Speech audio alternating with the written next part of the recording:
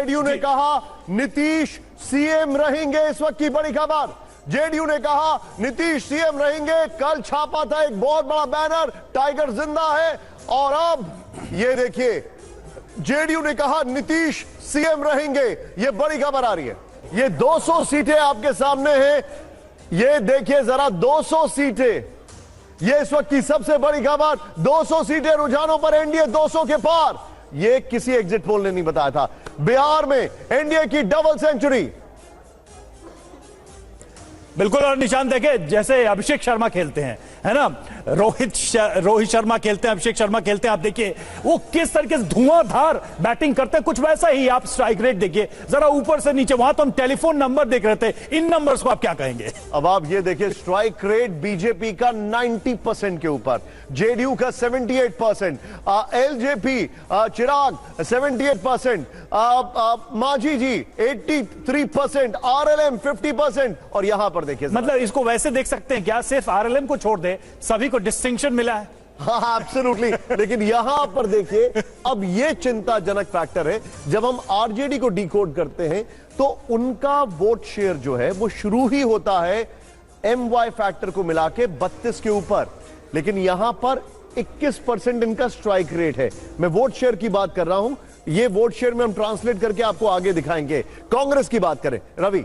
बिल्कुल, कांग्रेस की बात करें तो देखिए 51 उम्मीदवार मैदान में और देखिए 7.8 स्ट्राइक रेट। सबसे ज्यादा जो अगर सवाल उठ रहे हैं वो कांग्रेस की ही इस चुनावी तैयारी को लेकर उठ रहे हैं। बाकियों की बात करते हैं, सीपीएमएल की बात करें तो स्ट्राइक रेट 20 है, सीपीआई का 0 खाता नहीं स्ट्राइक रेट में, सीपीएम 25, वीआईपी आईआईपी आप देख लीजिए क्या है। सबसे बड़ी बात यह है, वीआईपी को लेकर कहां तो डिप्टी सीएम बनने की बात की जा रही थी, और अब देखिए, अब अगले डेटा की तरफ बढ़ते हैं, अगले आंकड़े की तरफ बढ़ते हैं कि अगर आज ये लोकसभा चुनाव के रूप में देखे जाए, आज जो कुछ भी हो रहा है, मतदान हो रहा है, तो क्या हो सकता है? निशान, ये अनुमान एक, ये अनुमानित है, ये 2024 में था 30 और 9।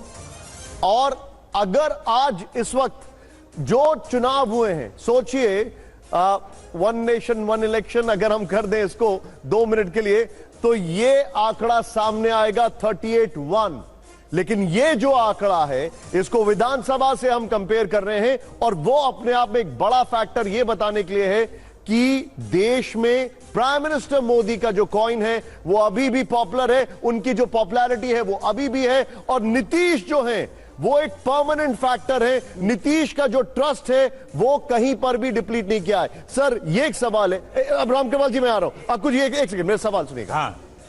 एक तरफ हर घर सरकारी नौकरी का दावा तेजस्वी का, और नीतीश ने ये 10,000 किया, लेकिन तेजस्वी को लेकर लोगों का ट्रस्ट नहीं बन पाया, या फिर लोगों के अंदर अभी भी जो कांग्रेस के प्रवक्ता बोलकर गए वो फियर साइकोसिस है, जंगल राज लालू के टाइम का। देखिए, फियर साइकोसिस तो है ही, लेकिन जब आप डिलीवरी वर्सेस वायदा होता है तो हमेशा जीत डिलीवरी की होती है।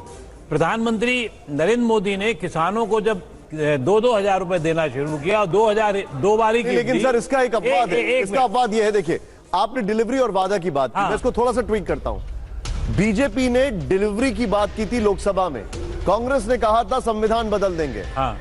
अब ये फियर साइकोसिस आया कि नहीं आया? नहीं, वो एक बिल्कुल अलग है। फियर साइकोसिस तो है ही, फियर साइकोसिस से संविधान बदलना और जंगल राज का मामला है। लेकिन जब आपको कुछ मिल रहा हो, लगातार मिलने की उम्मीद हो, वो ज्यादा काम करती है बनस्पत आप वादा करें।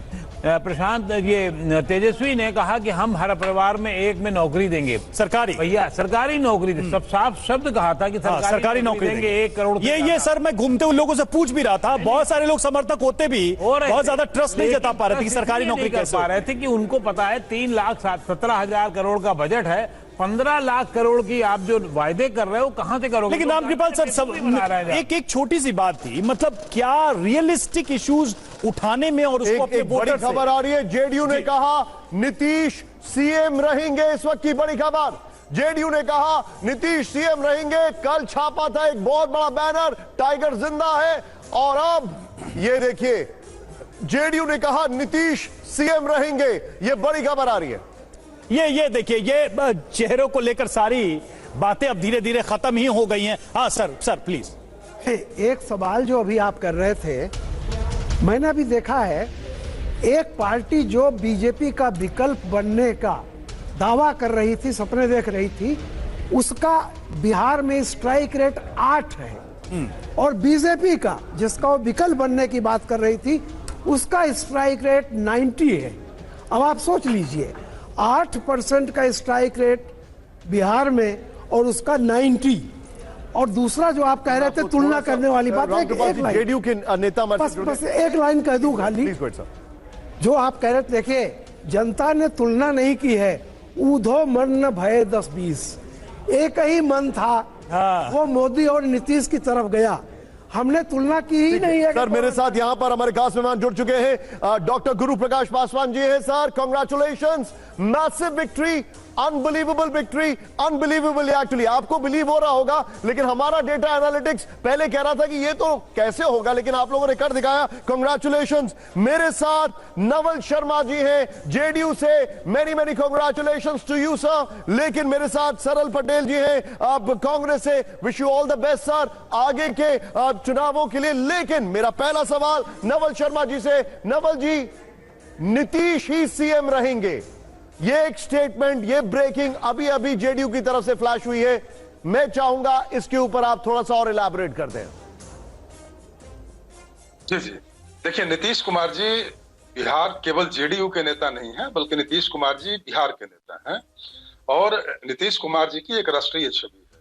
नीतीश कुमार जी बिहार की जनता के दिलों पर राज करते हैं, और 2005 में अपनी सत्ता नशीनी के बाद नीतीश कुमार जी ने बिहार में विकास के जो नए कीर्तिमान स्थापित किए, और लालू यादव जी ने जिस रूप में खंडहर बिहार नीतीश कुमार जी को सौंपा था, उस खंडहर बिहार को एक चकाचक बिहार के रूप में नीतीश कुमार जी ने अपनी कर्मठता और ईमानदारी के बल पर जिस तरह से सजाया, उससे वो बिहार की जनता के दिलो दिमाग पर राज करते हैं। नीतीश कुमार जी से बिहार की जनता भावनात्मक रूप से जुड़ी है, तो इसलिए यह कहना कि नीतीश कुमार जी ही सीएम रहेंगे, बिहार की जनता की भावनाओं की बड़ी ही स्वाभाविक सी अभिव्यक्ति है, इसमें कोई बनावटीपन नहीं है। इस बार भी जो चुनाव हुआ, चुनाव में नीतीश कुमार जी के नाम पर ही मैंडेट मांगा गया, चुनावी चेहरा नीतीश कुमार जी थे, बिहार की जनता ने नीतीश कुमार जी। ठीक है, मेरे साथ इस वक्त पासवान जी जुड़े हुए हैं। पासवान जी, आप गृह मंत्री जी खुद ही कह चुके हैं कि पीएम और सीएम की पोस्ट पर नो वैकेंसी है। आपकी अनप्रेसिडेंटेड विक्ट्री हुई है, इट्स एब्सोल्युटली अमेजिंग जो आप लोगों ने कर दिखाया है। आपके ऊपर बहुत सारे यहां पर आरोप लगाए जा रहे हैं। थोड़ी देर पहले कांग्रेस के प्रवक्ता थे, वो फिर से वोट चोरी का इशू लेकर आए, वो फिर से सैया भाई कोतवाल की बात कर रहे थे। मैं आपसे बड़े ही पॉजिटिव अप्रोच से एक सवाल पूछ रहा हूं सर, 3 फैक्टर्स जो आपको लगे पूरी तरीके से डिसाइसिव थे इन चुनावों ने, और ऐसे फैक्टर्स जो अभी तक किसी के सामने नहीं आए, जो एक अंडर करंट था, बताइए आप हमें। देखिए निशांत जी, पहला तो बहुत बहुत धन्यवाद, और आज बिहार के लिए बड़ा विशेष दिन है। छठी मां का बिल्कुल प्रसाद मिला है बिहार के तरफ से पूरे देश को। और 3 फैक्टर्स की यदि हम पॉइंटेड बात करें तो निश्चित रूप से सबसे पहला तो नरेंद्र मोदी जी का मार्गदर्शन, दूसरा नीतीश जी का नेतृत्व, और तीसरा विकास का नैरेटिव। मुझे लगता है कि ये 3 फैक्टर्स जो हैं बिल्कुल ही अद्भुत है।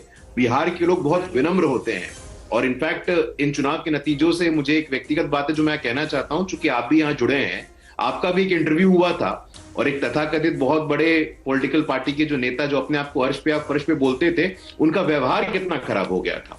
और मुझे लगता है कि बिहार के लोग हमेशा विनम्रता को सम्मान देते हैं, बिहार के लोग ह्यूमिलिटी को सम्मान देते हैं, और आज का परिणाम भी यही सिद्ध करता है, यही बताता है कि जो विनम्र रहेगा, जो जनता के बीच रहेगा, आज का जो वोट है, ये वोट अगेंस्ट एंटाइटलमेंट है, ये वोट अगेंस्ट प्रिविलेज है, ये वोट अगेंस्ट डायनेस्टी है। नरेंद्र मोदी जी, नीतीश कुमार जी दोनों पिछड़े वर्ग से आते हैं। निशांत जी, आपको समझना चाहिए, नरेंद्र मोदी जी, नीतीश जी दोनों का कोई परिवार का व्यक्ति राजनीति में दूर दूर तक नहीं है।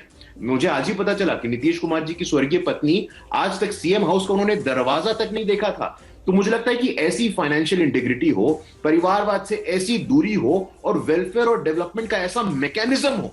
गुरु, लेकिन एक चीज है जो पुराने पैटर्न को देखते हुए मेरे मन में यह सवाल आया है, अभी शायद मैं पूछ लूं आपसे, नीतीश की जो बढ़ी हुई ताकत है, जो अब दिखाई दे रही है इतने 20 साल की सत्ता के बाद, वो क्या आगे गठबंधन में बीजेपी के लिए किसी चिंता का विषय हो सकती है? क्योंकि जब नीतीश कमजोर थे तब तो वो झुकते नहीं थे किसी के आगे।